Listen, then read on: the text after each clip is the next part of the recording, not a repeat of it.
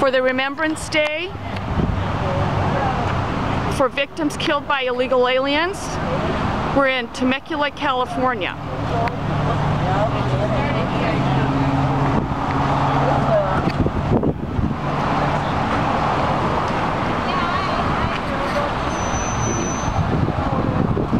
They're displaying the quilts to the public. You can join us. Park the car and join us. Yes, that'd be great. We have a petition you can sign.